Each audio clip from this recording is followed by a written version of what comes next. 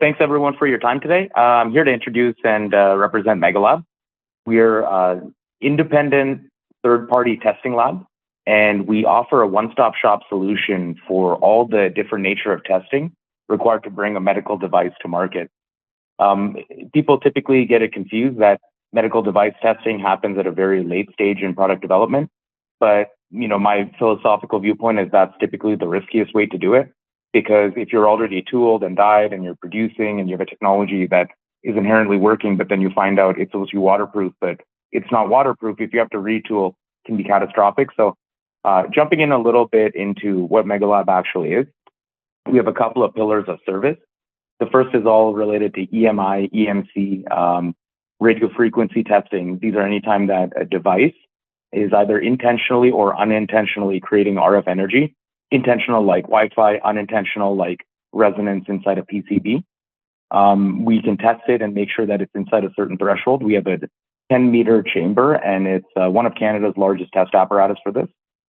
We also work with a number of different marks, including UL, CSA, ITS, TUV, CE. So anywhere you want to go in the world, really, we have the service to conduct the testing for that localized area, as well as to modify and adapt test reports in order to be able to provide sale in different markets. Another big part of our organization is environmental mechanical testing. These are all the ways that Mother Nature is not kind. And so you would think things like high heat, vibratory stresses, temperature shocks, temperature cycling, waterproofness, dustproofness, salt fog corrosion. Fifth part of our company has to do with package design and testing. So standards such as ISTA, ASTM, as well as if you're selling on Amazon, these become relevant. Why we offer them all together is because usually if you're doing something like an FDA 510K submission, at a very early stage, it's good to de-risk and figure out, will the FDA actually take your test plan? From there, there's more and more gates that you can achieve whereby you test the materials, you test the enclosures. By offering everything in one place, our whole vision is that you'd be able to walk in in the front door with a napkin sketch, and then you'd be able to leave the building for sale in every market in the world. And to provide that kind of holistic solution with an easy pathway is something that we honestly felt that is lacking in the market, as well as life is very difficult for people who are trying to stitch together fragmented different service providers and make sure everything goes smoothly. Let's talk a little bit about certification bodies. I'm sure that everyone here has dealt with at least one of these marks or encountered them somewhere in the world. These guys are, the heavy hitters, and essentially it comes down to liability, testing, assurances, and coverage.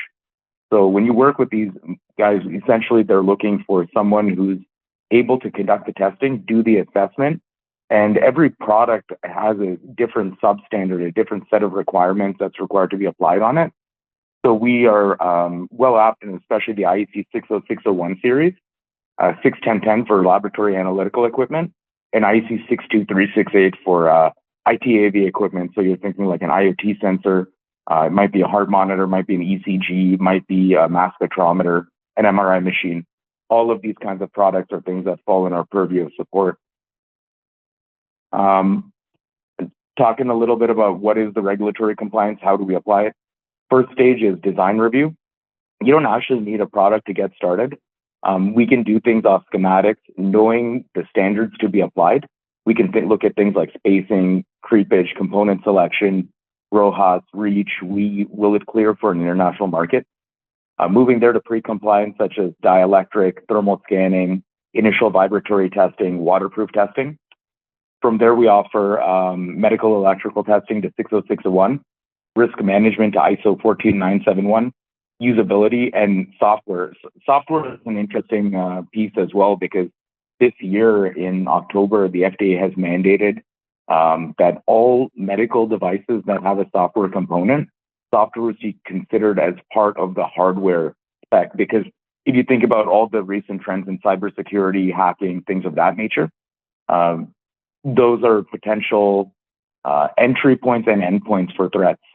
So, a very good example is if you wear a diabetes monitor, you don't want a hacker being able to, come in and utilize either get that info or to put in info that's not true. So these are real threat points. EMC EMI testing. As I mentioned earlier, we don't necessarily need to start with a full-fledged sample. We offer something called a pre-scan, and this is a method by which we go through the worst offenders of the testing, where things are typically known to fail, and we'll take it at a very early stage and tell you it would never pass the full test. And it's often a much cheaper and less risky venture to go about it that way than to put all your eggs in the basket right at the end. EMC debugging is like hunting a ghost, kind of, because it's all electrical based and you can't see it. It's easy to tell if something's overheating, but it's sometimes hard to tell if it's radiating RF energy at 900 megahertz. Global market access, we have a whole division internally who handles taking CB and international accredited reports. And let's say that you're pushing for Colombia, Japan, and Brazil. Each of them has their specific amalgamation of international standards and their own national body that oversees it. In Canada, for example, there's the Standards Council of Canada, as well as a number of different bodies, such as CSA publishes corollary standards to American ones. And then environmental testing, here you're thinking about vibration, shock. If you drop it, what's the life like? Do things dislodge? If you vibrate it, we can simulate a number of parameters, such as if it goes in an airplane, if it goes in a truck, if it goes on a cart, if it's body worn. And even we get into military stuff too, which gets interesting because we can simulate gunfire on the body, but that's a whole other topic. And then finally, we assist a lot of startups in quality systems and ISO 13485.